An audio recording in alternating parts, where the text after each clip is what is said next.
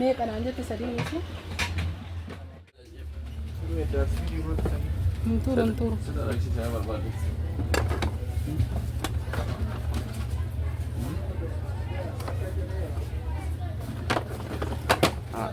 Được bố em. ayyee deema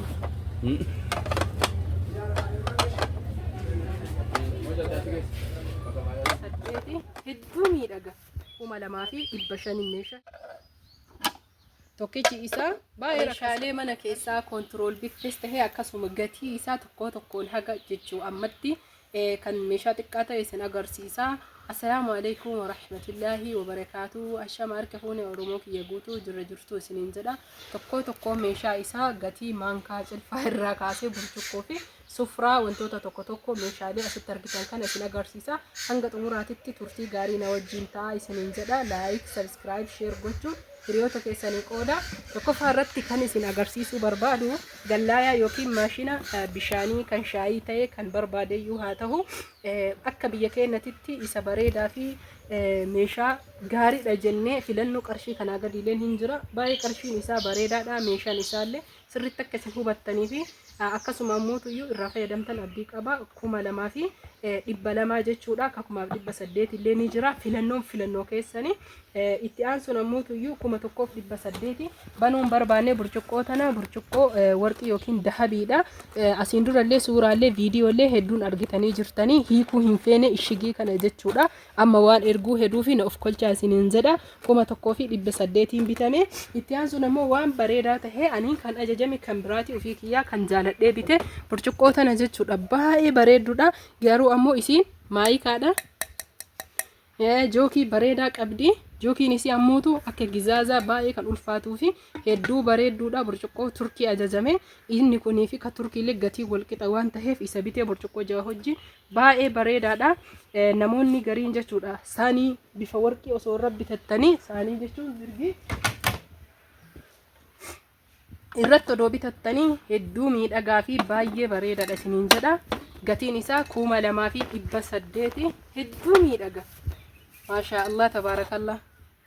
Hedduu miidhagaa fi bareedaa kan tahe 2800 gatiin isaa isiniin jedha. Itti aansuun ammoo sinii bunaa jechuudha. ID tan taane garuu haati ID na ajajatte yookiin ammoo burcuqqoo akkanaan na ajajatte baay'ee bareedduu kan taate jechuudha. Kunoo isin agarsiisuu barbaadaa bane baay'ee qashtiidha bareedduudha. Hedduu jechuu xiqqos miti guddos miti jiddu galeetti miidhagduudha. Qarshiin isiin ittiin bitamtu jechuu yookiin ittiin gurguramtu firiin 1600 jechuudha. Saaniin isiillee akkatti jechuun teessoon isii yookiin ka irra kaayannu bifa bareedaa ta'ee fi diizaayiniin kalaqa isaa hedduu miidhagaadha. 1600 gimmaashni jechuudha. Akkanatti 3200 jechuu firiin 12 rakabootii wajjin isiniifidha. Itti aansuun ammoo burcuqqoo tana wajjin burcuqqoo dahabii wajjin haatisi tana barbaadde burcuqqoo dahabii jechuudha. Inshallah rabbiin nama rakabootii dahabii bitatullee isii haa taasisu.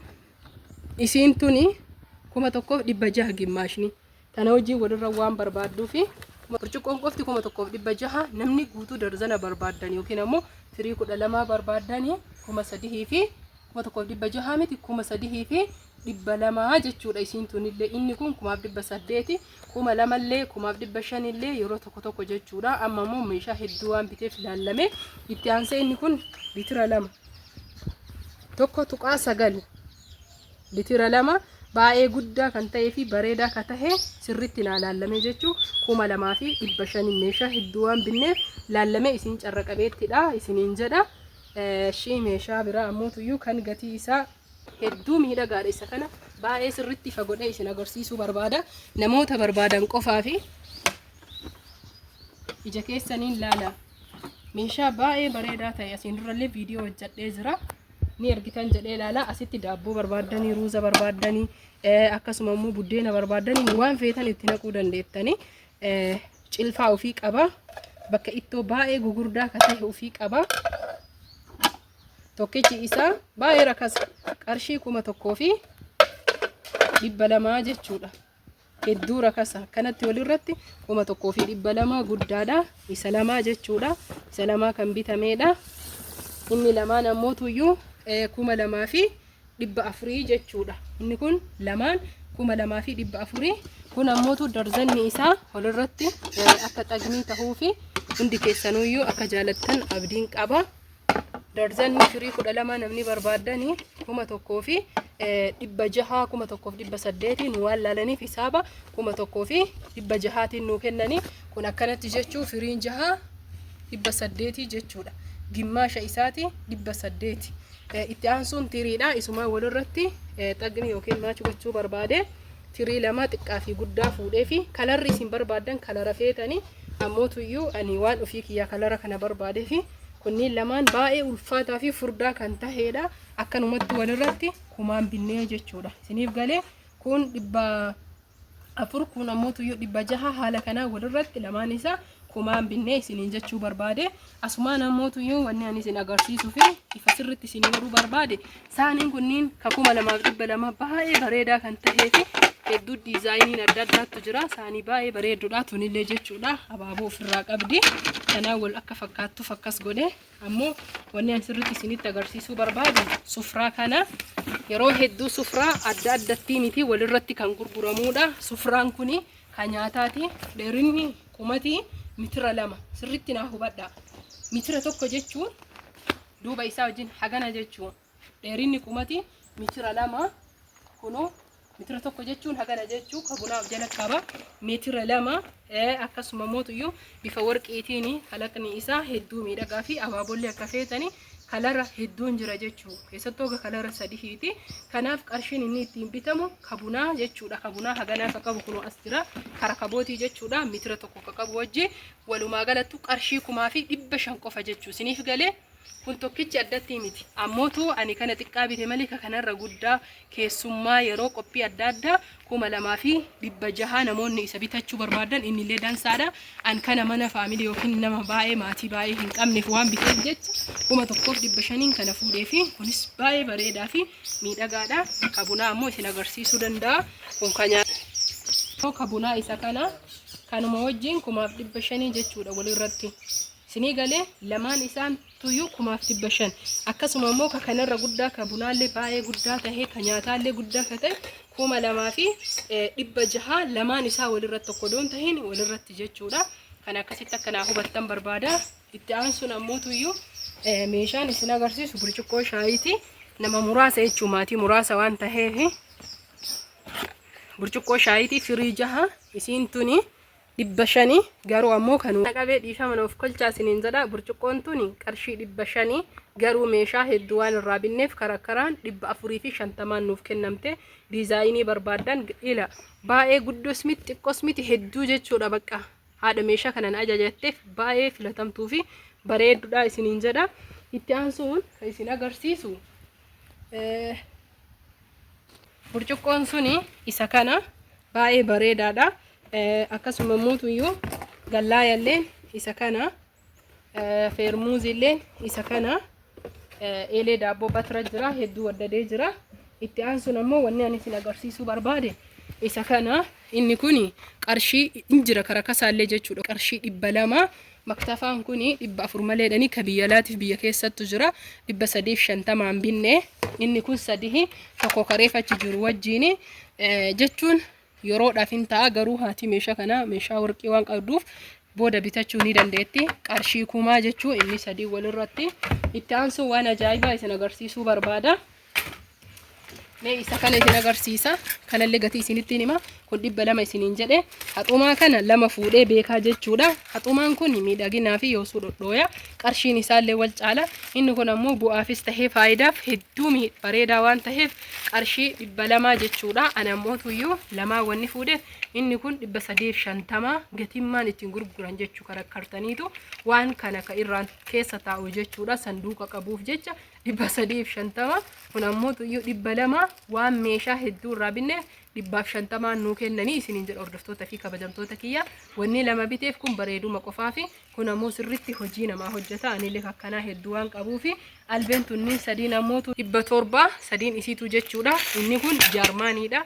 Albee bareedduu taate ofii kiyyaa filadhee bitee fi jaarmaanii ta biyya keessa illee ni jirti. Kunoo ta biyya keessaa tana bitee fi waan hedduu waan takka yoo barbaadde jedheeti.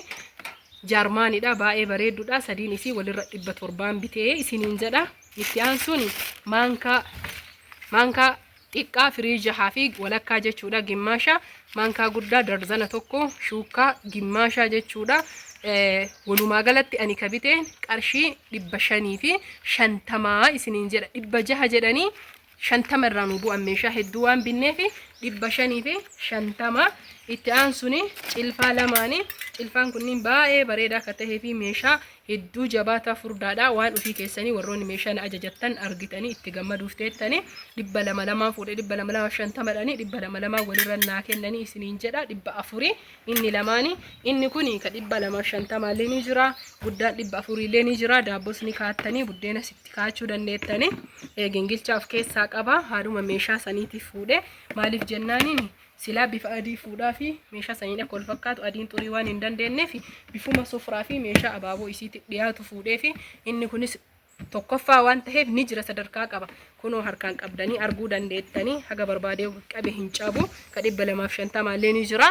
Karakkarree jechuudha 350 nuu kennanii isiniin jedha hordoftoota fi kabajamtoota tiyya. Meeshaa baay'ee isinii argisiisu baaldiidha. Baaldiin kun hedduu bareedaa kan ta'ee fi anaayyuu baay'ee tole. Kiyya yaadatta yoo ta'e chaalenjii irra cabsee jira. Inshaallah anillee ni bitadha. Furdaadha. Qarshii 300 innillee 50 irraa nu bu'anii 300 binne. Gingilchaallee 350 binne. Waan hundaayyuu isinii barbaada. Masxaaxabaa harkaati ka saamunaa irra kennu qaba. Ka bishaan ittiin qicannu qaba. 250 jechuudha innillee.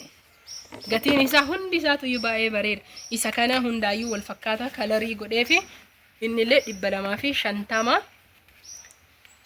Inni kun ammoo tuyyuu 500 wal caalaa jabaatatu jira. Kun laastikiidha hin cabu jechuudha. Ija keessaniin oli jabaatan ammoo ni jira ni cabaa jechuudha. Inni kun 500 jechuudha. Kadhannee 500 ka binneedha. Itti aansuuni madardaraadha. Madardaraan kun baay'ee guddaadha ka tahe takka 2 3 4 xiqqaanis ni jira guddaallee ni jira. 800 jedhanii kadhannee giddi 700 kanuu kennanii isin hunda isaa guutuu meeshaa wal irreeffachuu ni dandeessanii. Itti aansuun ammoo tuyyuu isa kana jechuudha.